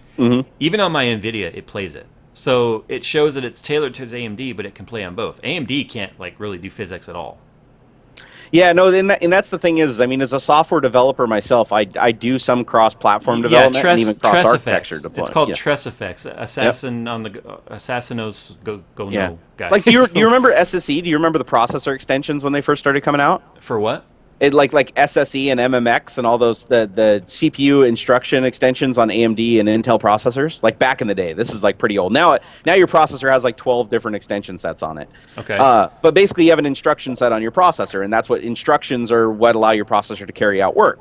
Right. Well, they created these shortcut instructions that were specifically for multimedia and gaming and stuff like that, and AMD called them SSD, Intel called them MMX. And they were incompatible with each other. So you'd go buy games and they would have stickers on the front of them that would say either SSE or MMX. And if you had that computer, you would get a significant bump in performance in the game because of these instruction sets. But now they've become kind of standardized over the years. So now if you go open up like CPU-Z, it says, oh, your CPU has MMX, SSE2, SSE3, all these different instructions. And there are all these different like shortcuts that you get to something faster. Well, the thing is the developers themselves, they can't be developing for all these different extension sets. So what they end up doing is they have a layer of abstraction. They say, okay, I'm going to go pay some company that already did the hard work to make this shit work on 80 different things, and then I'm going to sit on top of them as another layer. Right. And so now you get a lot of these people like graphics engines and stuff. You used to see all these benchmarks, like back in the day, especially on Tom's Hardware, where they'd go and do a benchmark and it'd be like, oh my God, it is 50% faster on an AMD GPU versus an Nvidia GPU. And then the next one would be like, oh, Crysis runs 50% faster on, the opposite. Yeah. You still deal with some of that today, but it's you not do to a that little same bit, scale. but it's not nearly to the same scale because now everybody's kind of standardized back and forth, and you have abstraction layers like DirectX, where now as a developer, I don't have to say, okay, I have to go implement SSE or I have to go implement CUDA or whatever. I don't have to do that. Now I just say, I want to do this mathematical instruction, and DirectX says, depending on what hardware's in the system, I'm going to find the best way to do it. Yeah. And I like that now. But yeah, I remember back in the day, like companies were ruthless. Especially, do you remember a graphics card company called Number 9? No, I don't. Okay, they created something called the Ticket to Ride processor. And if any of you guys over there in chat, pre or post Voodoo? This would have been this was right alongside Voodoo because I remember my friend had a Voodoo. I was a Voodoo 1, 2, and 3 user.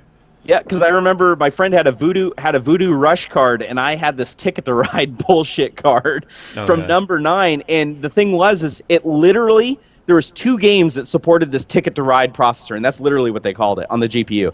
And it was their own proprietary technology. And if you had those 2 games, it just kicked Voodoo's ass. It ran so smooth, it was epic. And of course, that's what they demoed at the store.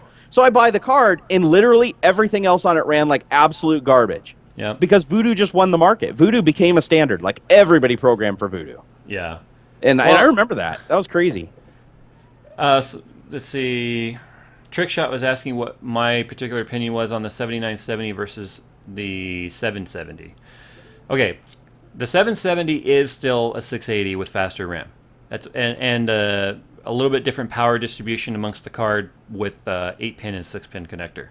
That being said, pound for pound, the 7970 still tends to outperform it at the Gigahertz edition. But 770 benefits from GPU Boost 2.0, so if you can keep the card really cool through water cooling or something, it will just continue to overclock itself and bump up its own voltage. So if you're going to do something like water cooling, the 770 would be my choice.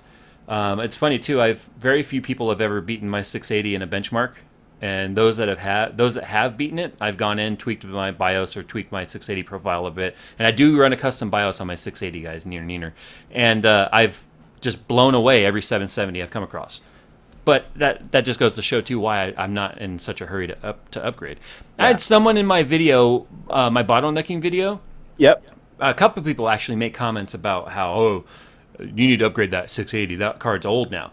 I was going 200 frames per second at some points. I know, right? What the fuck are they talking about? I get the same thing. I get at least 10 or 12 messages a week on YouTube that's like, oh, are you going to go up to a 7 series or a Titan? Because, yeah, that 6 series card's just old. It's like, no, it isn't. Somebody asked about the swag. I'll just turn the monitor a little bit. There's one other thing, too, I saw up here. T. Foster 81. Mm-hmm. He was talking about the Zonar STX. I just have to call out, that is literally the best sound card I've ever used in my entire life. You know, I have not used a dedicated sound card since the Creative Labs Sound Blaster Audigy 2 was new. Well, actually, Jay, this will be a good one for you because you love headphones. You're a headphone guy, right? Yeah, like right now I'm using my Yeti as the sound card. No, and that's fine. The Yeti's cool, but the cool thing about a Zonar STX is it basically has the lowest noise ratio digital to analog converter built on the card of any card that I can think of, and it's got a power. It's powered. You actually have to plug a power into it from your power supply because it's a headphone amp. So if you go buy a really really high end set of Sennheisers that have like the 1/4-inch plug on them. Well, yeah. So do these. Yo, are those the Minutios? Yeah, because remember the cable, I just unplugged it. You change the cable out. In fact, where's the hole? And then it's also got right here, the 1/4-inch plug just threads on to the end of this cable. Oh, very cool. Very cool. I can show you that right here. Yeah, I'll tell you what, if you took an STX and you plugged those into it, it would blow your mind at how good the audio quality would be. You can see the cam there. Now the 1/4-inch is threaded on, so now with the coil cable, you can put it right onto a soundboard or whatever. That's cool. Yeah. So I really prefer the coil cable. It also comes with the longer like cell phone cable with the controls on it. I just don't like that one. No, I'm gonna buy some coil cables. I like those. Yeah. There's a lot of shit that you have that I want. Isn't that ironic? I know, isn't it? It's like here I am. Everybody would argue that I'm the guy with everything, but the difference between me and Jay is I'm very particular. Exactly. I didn't want to use like the term frugal or anything like that, but it's like one of those things you want to pick exactly what you want. Like you do the research. You don't just buy shit to try it. You buy it knowing damn well it's going to be exactly. Oh my god. Have a conversation with Miss J one day about what this household goes through when I decide I'm going to buy something. I will walk around this house with like my hands on my head like, oh, I can't make up my mind. You know what I like about my wife is seriously she's the most compatible person ever with me because I could go downstairs right now, no kidding, and say, hey, do you mind if I go buy a Ferrari tomorrow? And she would just be like, that'd be really cool. Can I go for a ride? This was when I bought these Corsairs because I wanted a gaming headset, so I had to run this setup when I'm doing my live streams. This was me trying to make up my mind with the headsets for like an hour. All right, I'm just waiting for Twitch to catch up here.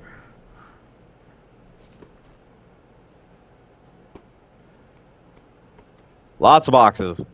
Looking back and forth. Oh, which one am I gonna buy? Which one am I gonna buy? And then I'll put them back. I'll put them all back and be like, "Fuck it, I don't want anything." And I'll get all moody, like, "I don't want anything. It's just stupid." And I'll walk away. And then I'll tweet out like, "What do you guys want?" And I'm thinking to myself, "What would you guys buy?" So I tweet it out, and I'm thinking, "Okay, I'm gonna get these." And I'm walking around with these in my hand, and everyone's like, "Don't get these. These suck. Don't get these. These suck." And I never said which ones I'm holding, but everyone's telling me, "Oh, this one sucks. This one sucks." And it's like, well, that's what I have. So I'll go and I'll put it back, and I'll grab another one, and I'll start walking around. When I bought these Corsair 1500s, I shit you not, my wife and I were in Fry's for 3 hours. Yep, I bet. Because I'm so picky in particular with the dollars that I do spend on myself that I want to make one decision one time, and I don't want to be regretful of it. Yeah, and it's like me. I've got this Plantronics headset. I've got my Ben Heck 5.1s, which I haven't used in probably 2 years. I've got my Motorola Bluetooth headset that I probably haven't used in 2 years. I've got 2 different sets of Triton headsets downstairs, 2 different sets of Sennheisers, my Barodynamics MMX 300s. I mean, shit. And the funny thing is, this right here, between this and the Barodynamics, those are the only ones I really ever use. Somebody made a comment that this cable's bottlenecking these headphones. I know he's joking, and it's funny. Yeah. But just for the sake of loudness, here's what I'm going to do. Everybody, turn up your speakers. I'm going to let you hear just how loud these Munitio Pro 40s are if you want to talk about sheer volume. Because remember, these things are designed for the live stage for a lot of live DJs. And you guys will be able to hear through this mic how loud these are. So here we go. I'm going to do it right now. Hold on. See it. Do it.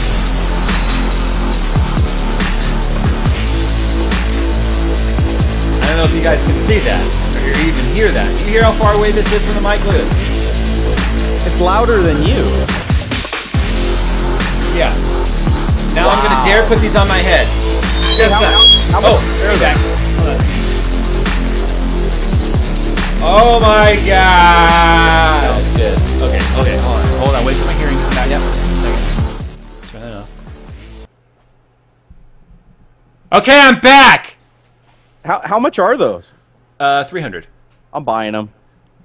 The bass sounded good too. Dude, the bass on these, there is absolutely no way for anyone to hear or even understand what what the bass on these sounds like without actually listening to them. And let me give you guys a word of advice, please.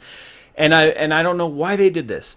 Munitio has a display booth at like Fry's Electronics. If you live near Fry's Electronics, they have a Munitio display where you can hear these. For whatever reason, that display is underpowered. The bass is mellow and the highs are okay. I don't know if they were just worried about like people complaining about hearing, like saying, "Oh, I listened to these on the station and now my hearing's damaged," and worried about like people blowing out their eardrums. The ones on display do not sound anything like the ones you buy. Trust me. Even the cord is different because it's made so you can't pull it out. It's a whole different cable. No, that's cool. But yeah, I'll have to. Oh, go ahead. I'll have to listen back to the stream. But you saw how far away I was holding them from the mic. It was so loud. It was so. I think everybody here would agree that it was louder than you talking, and you're talking at the microphone. Yeah, so they're incredibly. And when it comes to the bass, dude, the bass is so. My cheeks shake. I don't even know if this mic could pick it up. You say what you want to say. I bet real quick. your I'm gonna cheeks load. shake. Yeah, baby. Oh, you're talking about the Miley Cyrus type. Okay. Yeah, seriously. Okay. Wrecking balls. Here's what I want to load this stream real quick. Hey, I just saw somebody say about monoprice. Oh, Skynet EXE said monoprice $33 DJ over-the-ear headphones, best value. They're good. I've heard them. I heard them at CES. Monoprice was there. Okay, real quick. I'm going to turn this up. This is. Oh, I can't believe I'm about to do this. This is 15 hertz, which these are capable of lower than that. But once you go below 20 hertz bass, your ears don't hear it. You just feel the sub pressure, the sound pressure level, the SPL. Yep. I just want to hear what this is going to sound like. Range. There's a mid bass, and there's also a true sub bass. What I'm listening for is a hard-hitting bass that's distortion-free. These headphones really bring out the lower frequency range without getting muddy. You probably can't hear it, but my whole face and eyes are shaky. Dude, I'm getting those. Ooh, I don't know what you guys could hear, but my vision... Okay, you guys know when you play a loud subwoofer like in your car and the mirrors are shaking and everything's vibrating looking in the mirror, like distorted looking? My eyes did that. So... you sir have sold me. But the thing is I'm one of those people where it's like I don't just buy expensive things, I buy cheap things too. So I'm going to get Skynet EXE's mono price $33 headphones. And then I'm going to go get the Minitio 300s, and I will do a YouTube video of them versus the Beyerdynamics, too. I think that'd be cool. Oh, yeah, you guys made a very good point, that the music that I was playing was actually coming through... That's a really good point. Someone was like, the speakers that you just heard are coming through the sound. Okay, so how do I guess there's no way for me to really, like... Let's see. Yeah, there's probably no way to do it. But anyway... The sound that comes through these, I could put them on my cell phone, but it's not as loud. Oh, I'm at 91% on the battery, by the way, on the phone. That thing's charging like and we're still in the crazy. blue. So, yeah. Okay, let me try this. Damn it, I need to find these $33 headphones now. I'm not going to be able to hear you for a second. Hold on. That's okay. Let's try this. I'm curious now. They aren't going to be as loud on here, though, but... Because, you know, the phones just don't put out nearly as much power. Hey, has anybody used the monoprice headphones, the ones that have the active noise canceling technology? Can you hear that? Oh, yeah. I can't hear you. Shake your head. Can you hear those? Let's see. Now I'm dizzy.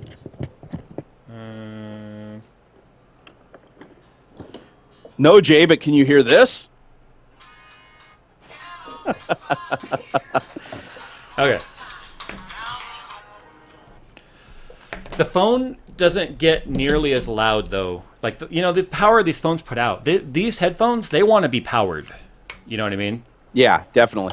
No, that's why I'm thinking you seriously need to try out the STX sound card. Oh my God. Like, you have all these awesome headphones. You need something that can drive them. What kind of, is it a USB 1X, or 1X? Or not USB 1X, sorry. PCI Express 1X? Yep, it's PCI Express 1X. It has external power, and it only has quarter-inch jacks on the back of it, because it's designed to run high-powered headphones. It'll have to go right next to my graphics card. And I'd have to make sure there wouldn't be any fitment issues with the fittings right there. Well, I have mine right under my 680 for the Win Edition, and it seems to be fine. And what blocks are you using?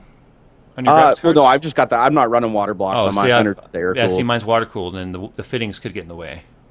I don't know. Let me see. I think it's a pretty shallow card, actually. Here, let me check.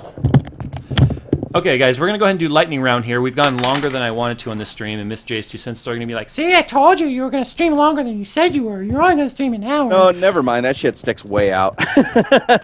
Yeah, I don't think it would work for you. It's too bad, too, because, I mean, my friend, I have a friend who's an audiophile. What you need to do for me at some point is measure how much taller than the screw it is. Okay, that I can do. Yeah, it's like, I'm assuming it's not like a graphics card where it's flush with the screw. Is it taller?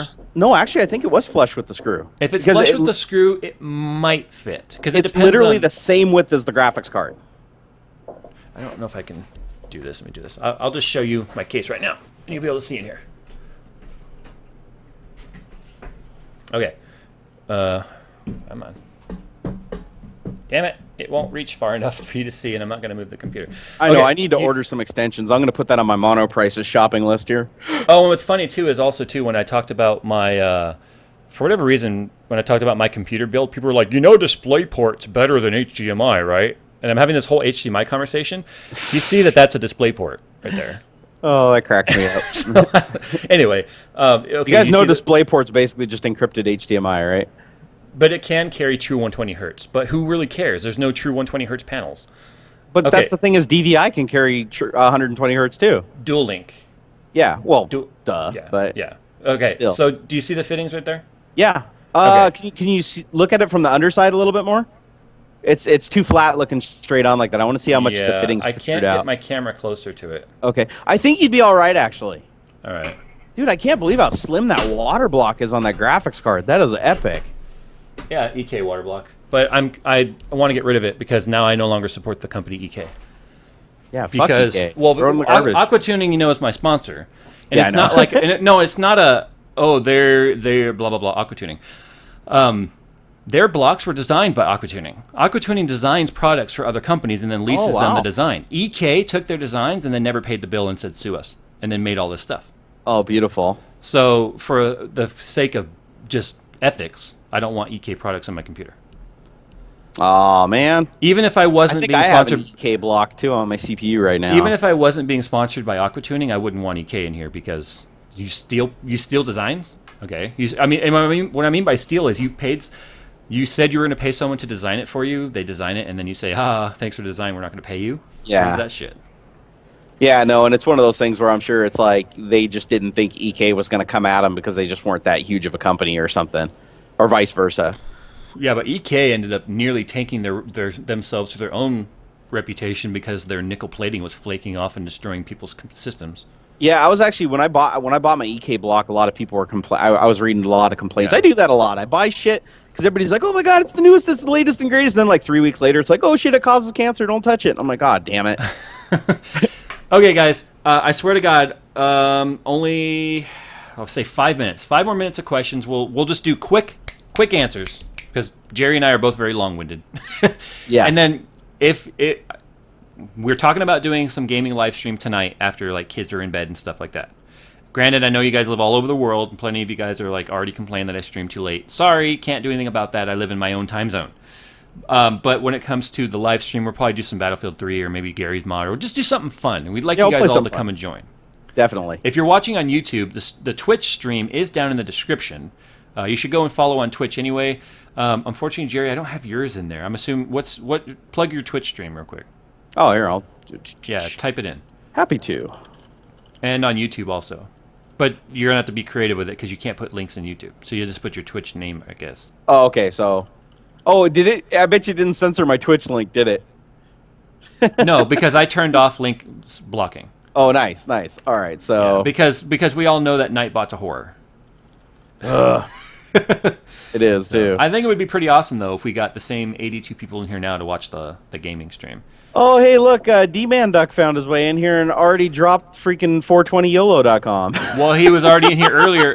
Oh, was he? I didn't see him. He was in here earlier being stupid. Why do you have to stream at the same time as Linus? And I was like, Linus doesn't own the internet, GTFO.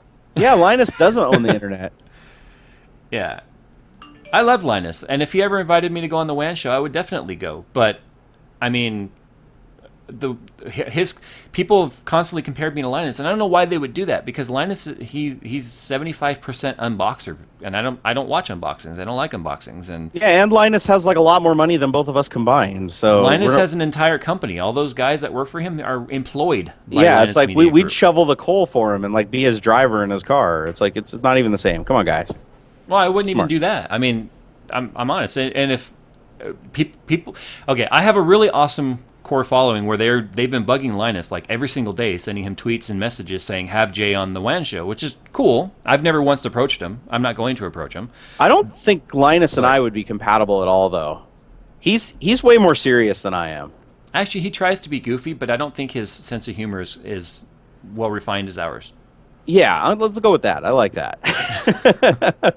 He's a fun. I mean, he's a good guy. I have no. He is. I mean, I actually people like have accused me of being a hater of Linus, which makes no sense. I mean, Linus is. I've been watching Linus since he had like what 30,000 subs for 3-4 years ago. Hey, gamers, ZXHD. What do you mean? What's up with the headphones? Is it just because they're so small? They're little bitty. No, his head is freaking huge. They're my little bitty headphones. Oh, should I do my awesome nerd impression where I go like this is my new character? I go like this. I go, what are you talking about? You have my headphones. I don't like them. God, why you gotta say you don't like them? They're just headphones. Hi, that guy is very stupid. Yeah. That's my new character. I'm refining. It is awesome. Does he get to choppers? Get to the choppers. I was toying with the idea of doing another spoof video for Tilt because Tilt really liked that infomercial I made for them, right? They were like, "Oh, it's so different and fun and hip." And I was thinking about doing an Arnold does a review, and at the end he says, "Get to the charger." I thought you did. No, you didn't. You did. I thought you did one review. I have not done any Arnold videos. You need to do Arnold videos. I thought about it, but I mean, I feel like I'm too far along in this YouTube thing to start coming out with personas.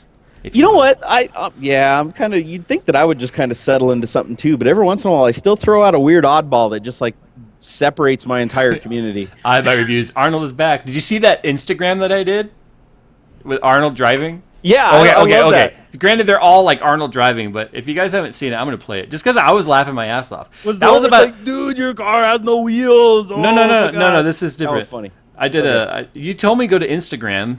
You're like, do Instagram, so I started doing Instagram more so. But anyway, this is my Arnold. I'm gonna play it. I'll play it for you guys on here. I don't know if we'll be able to see it. Hopefully you can. Give me a second here. I thought it was pretty funny. Hit me up on Twitter. I'll let you know. Okay, I'm looking for my thing. How do I find myself? I don't know how to use this stuff. Okay, let's see if I can get... Hold on. Stop playing. I don't want you to play. How do I rewind? I hate you, Instagram. Stop! Okay. Hold on. Did you move over to Instagram yet, or are you still using Vine? I'm on Instagram. Damn it, why don't they have videos. controls? Okay, here's what I'm going to do. I know, All right. it saves it to my photo reel, doesn't it, when I make a video? Yes, it does. should. Okay, perfect. Yeah. Let's see if I can get the camera. Hopefully you guys will be able to hear this. Damn it. Okay, I don't know if you guys can even see this. It's Arnold driving. Okay, so here we go. Let's see if you can even hear this, okay? Okay. Let me turn the mic up. That'll work. Yeah, hi. This is Schwarze Hooper. I bet you thought you got rid of me. I bet you thought I was gone forever. But I got news for you. I'm here. I'm not going anywhere. Wait a minute. Where the fuck am I? You're gonna have to watch that in the stream. I ended up I intentionally went on a 15-minute drive out into the desert so I could, as I'm talking, as Arnold's like, Arnold is here. He's not going anywhere. I'm in the city. There's palm trees and it's populated and concrete, and all of a sudden I'm out in the dirt and desert. Where the fuck am I? I don't know. It was just one of those things where I was like, I haven't done Arnold in 2 weeks, so I might as well do something. Oh yeah, if you guys haven't seen my Instagram, you have to please go follow me on Instagram. And for the love of... It's Barnacules, you will laugh your ass off. I do my silliest shit on Instagram, stuff I won't even touch on YouTube. Do you see this face on the stream? Yes. This face is because I want to know why every time I'm getting ready to shut down the stream, the viewers pop up higher. It's because they know. They know. Oh, Jay's going to shut down. Let's all get in there. And then they'll be like, no, I just joined. Don't leave. I think it's because at the end we're just more relaxed and just talking about random shit, and it feeds the ADHD of the crowd. I don't know. What do you guys like the structured thing? Watch me turn down the mic. Watch, I'll run this thing up to 100 subs right now with this. 100 subs? Oh, there we go.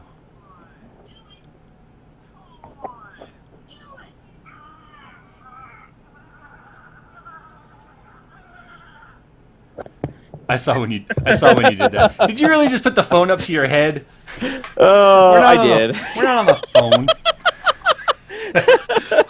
Oh, don't judge. Don't judge Jerry. me. Don't judge Jerry, me. Hey, Jerry. How are you doing today? Oh, you can't see the video, huh? Derp. Look at the video. Look at Twitch. Look at Twitch. Oh my God. My impression of you. Dude. Look at that. I seriously did. What did I do the other day? I did something like that, and I laughed so hard about it. I was like, it wasn't even a phone. I picked something up and put it up to my head, and it wasn't even a phone. And I was like, hello, hello, hello. And then I was like, that's not the phone. Yeah, It's a potato. I get, I do a lot of bouncing ideas off of my Twitch followers, of all places, but who thinks that Arnold should do a review in the near future? Jerry, I'm not asking you. All right. You're also one of the guys that was like, you need to do a fundraiser, and I did, and it worked, so. Yeah.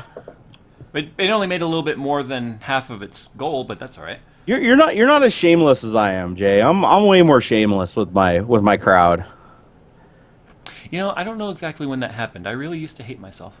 This is what I do. I just get in here, see, everybody that's in the channel right now, go follow me on everything and buy all my swag and stuff so that I can... See what's funny? There's 85 people in here. Granted, I have nearly 25,000 on YouTube. Yeah. And, let's say 20 people say, yes, do an Arnold review. The other 24,960 are going to be like, what the hell is this? But, Jay, they were not hardcore enough to come here and vote, so they can just go fuck themselves. Or maybe they live in, Uruguay or something.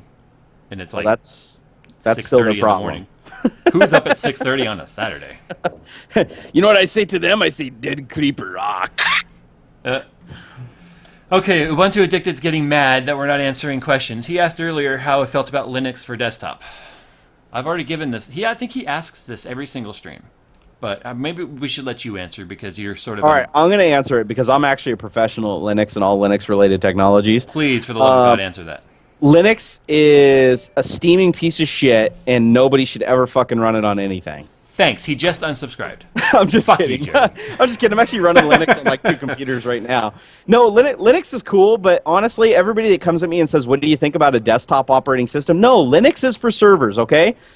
Because if you want to create Word documents and shit, yeah, okay, go install Linux and create your little Word documents and stuff. But honestly, if you want to be compatible, you want to have a wide array of shit that you can do that doesn't require you to have like, a degree in software development or know how to recompile the kernel, just use Windows or OS X. If you want to run a server on the cheap, Linux all the way.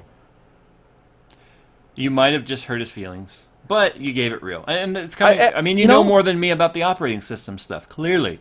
And I actually used to program for Linux. Just so everybody knows, I've actually programmed in Objective-C for OS X, and I've programmed in straight ANSI-C for Linux. I did for years. Okay. Just before he asks, I have a feeling he might ask, do you think Linux is going to catch on and continue to gain more AAA titles? That's what he cares about. He wants AAA titles. Oh, from the gaming perspective. It's his gaming perspective. He uses it. It's his only OS. He doesn't do Windows or any of that. Okay, truth be told, yes, I do think it'll catch on, and the reason why I think it's going to catch on is, one, you have big companies like ID and stuff pushing Steam, and they're actually getting people on board. And ultimately, game companies will create for whichever platform is gaining the most momentum. So as long as they got big companies that are pushing those as gaming platforms, the other companies are going to start porting stuff. And plus, the gap has been closed where a lot of the software, the development that happens for like OpenGL, which people are doing anyways for the port to OS X, that's free for Linux. So anything they're porting to OS X is very minimal to port it to Linux. He also feels that the Arnold review would be too long. So I think I have the perfect product that Arnold should review. And my wife and I found it a while back in Fry's. I think I told you about this. RC helicopter?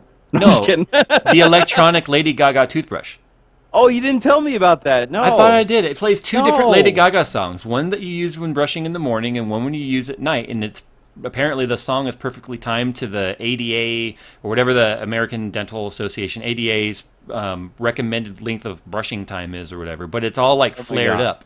So I want to go to Fry's. I even told my wife, I'm like, I will not pay $10 on this. I'm gonna like boost this because no, but no, it's like $10 for the Lady Gaga electronic toothbrush, and I think Arnold reviews the Lady Gaga toothbrush might be a 2-minute video. You need to do that. You definitely do. and I'll be honest, I've actually bought shit before just to do like a video or just to do a funny with, and never touched it again. Hey, I paid $40 for that bat up there. Do you see the bat up there? That was for the 20K video. That was a video I paid to do that video. Dude, look in the. Oh yeah, Twitch. I see. Oh okay, yep. Yeah. Oh wow, yeah. There's the bat. You should mounted it, dude. You need to sign that and like sell it in a couple years when you got millions of subs. Yeah, right. Do you think anyone would even want that bat? Like if I was like, I'll sign this bat, and it was from when I hit 20,000 subscribers, then someone might like. I'd have to pay someone to take it. Dude, I had 10,000 subscribers, and I had somebody that wanted me to sign a keyboard. Yeah, and the guy that wanted me to sign the headphones, when I told him I had to unwrap the headphones to do it, he's like, "Oh, it's okay." Oh, serious? Yeah, it's like okay, it's fine because I didn't like practice my signature or anything. This is why I only give away used stuff, Jay. I refuse to give away new stuff because I can't sign it properly. Yeah, there's a couple of people in there that want the bat. It's pretty beat up. It was brand spanking new, and that very first hit, we were like, "Bam!" It ain't going back now. Actually, we thought we should have taken it back and been like, it didn't work. Yeah. Oh, hey, one other quick thing. I just wanted to backpedal that Linux thing one other time because some people are still talking in the thread about how Unreal Engine's already ported and stuff like that. Engines generally do get ported between a lot of operating systems, but that performance-wise, you have to realize that operating systems like Windows have millions and millions of dollars invested in partnerships with these companies that create the technologies first tier. That's why DirectX is so much faster now than like OpenGL for standard game development. Like OpenGL used to take a piss on DirectX, but now all the companies, they specifically want to use it. So there's a lot of collaboration and stuff that happens there that just doesn't happen with the Linux guys. So Linux is always going to be behind the commercial operating systems when it comes to gaming, honestly, because gaming's all about money. And Linux is about giving shit for free to people.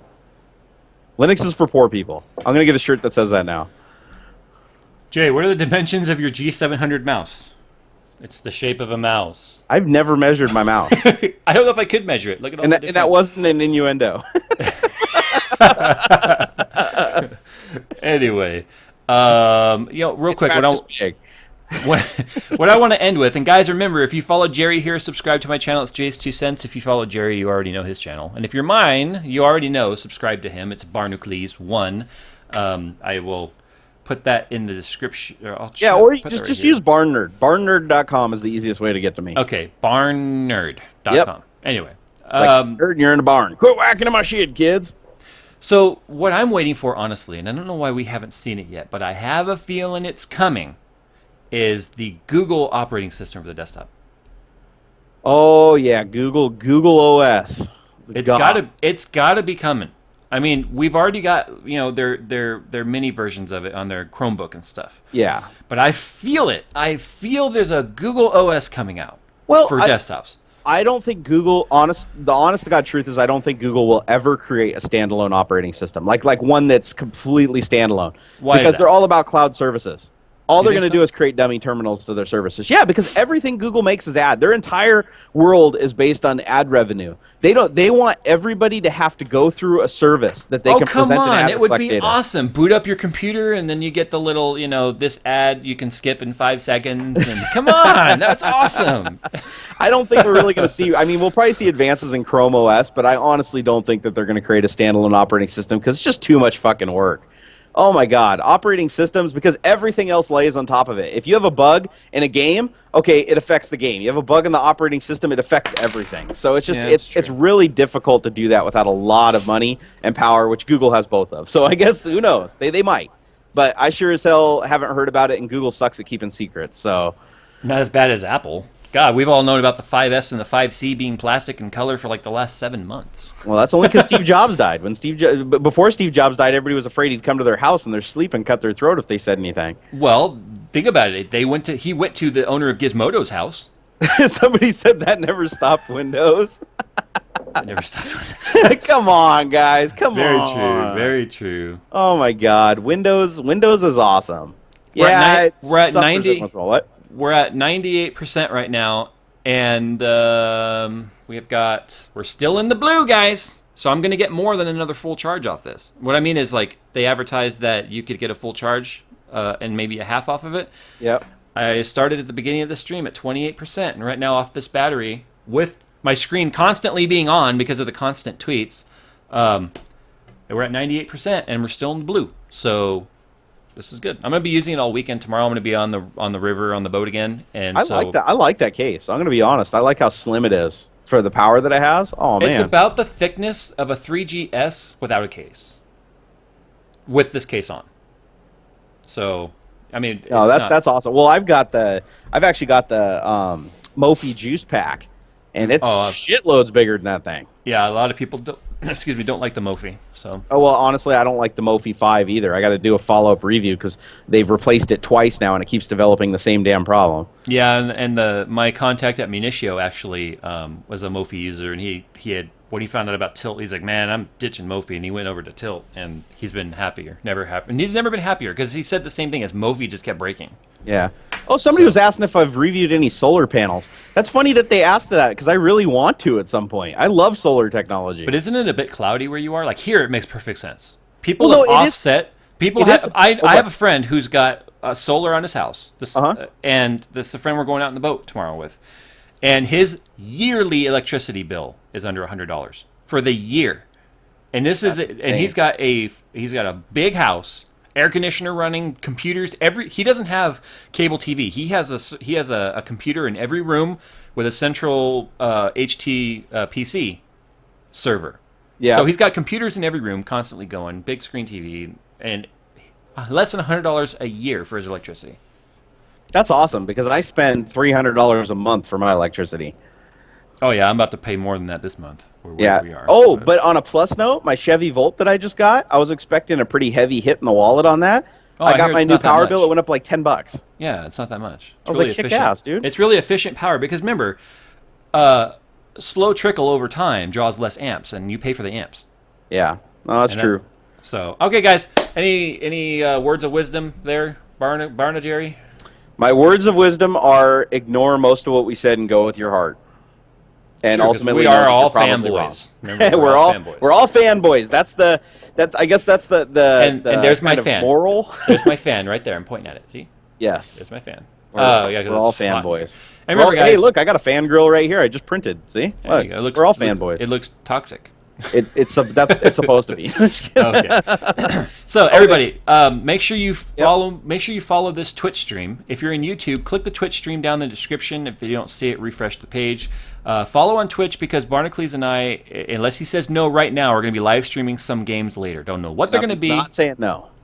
Okay, good. Because you and I have known each other now for a couple months, and we've yet to do any gaming together whatsoever. Seriously? I thought we did. No, you and I have not played a single game together yet. Because when I'm like, hey, I'm in a game, you want to play? You're like, no, I'm doing videos. And then when you're like, hey, I'm gaming, want to play? I'm like, nope, I'm doing videos. I'm a busy man, dude. I'm busy with this whole YouTube empire I'm building here. Yeah, well, right now I'm still out there about 4K ahead of you, so. Yeah, you are. And every time you boost those numbers, mine are like, eep, and you're like, haha, and I'm like, eep. Hey, if you guys get me more subscribers than Jay has in the next week, I will make you a tuna sandwich. How can they say no? You can't. Tuna's awesome. You're gonna be sitting there. You're gonna be making Yahoo accounts, email, Hotmail accounts. You're just gonna be like ghost counting yourself like crazy. I'm doing it, man. Chinese botnet. It's the only way to win. Oh, I'm screwed. All right, so watch for our streams later, guys, and please come over and follow me on Twitter. And you guys can ask me questions on Twitter. I respond to like 90% of the tweets I get, and the 10% I don't respond to, it's just because I'm not on the toilet when I'm getting them. So just keep sending them. And D-Man Duck, dude, you're freaking nuts. Stop tweeting me, please. D-Man Duck is batshit crazy, and he's trying to get me to go do his podcast right now. And the stupid thing is, I probably will make an appearance. He's been asking me to do it, but I right now I will. You can beta test and guinea pig that for me. Jay, you're too big and prestigious for something like. You see, I'm 4,000 below you, so I'm still slightly in that barrier where I can go. But you're in the same 20K range, so. I mean, we're in the 20Ks. For the couple of weeks that I'm in the 30s and you're in the 20s, we can't talk. But once you hit 30,001, then we can be friends again. That's how that works. For some reason, I just get a warm and fuzzy feeling helping out the little guys, Well, so do I. I mean, I've had a couple of much smaller channels on here, and that's why it makes me wonder if Linus will ever have a small channel like mine on there. But he's had Time to Live Customs, and he's at 70K. Stop tweeting me! Is that D-Man doing that? Yeah, he's about to get the block. D-Man, careful, buddy. All right. Okay, guys, we're gonna get out of here. Watch for the live stream later. We're gonna be doing it after the kiddos go to bed. I'm guessing. Yep. Do you have a time you want to shoot for? Let's see, 7:34. I'm probably gonna go stuff my face with food. Let's shoot for about 9:30, 10. Does that sound good? 10 between 9:30 and 10 is perfect Pacific time. I know everyone now is going. That's too late. Well, guys, guess what? We both live in the West Coast and we cater to our time zones. Dude, it's Friday. Nerds don't sleep. Yep, and tomorrow, like I said, we're going out in the boat. I'll just be sitting there on the boat.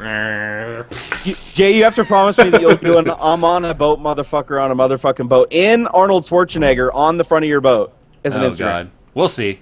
Do it. All right. Well, guys, we'll talk to y'all later. Have a good one. And it takes longer to shut this thing down on YouTube, so YouTube's going to get a little bit longer stream here. It's okay. I'll just do this. Video manager, and nothing wants to load. I love it. And hi guys, we're still streaming up on YouTube. Hee hee hee. Okay, live control room. I have no idea what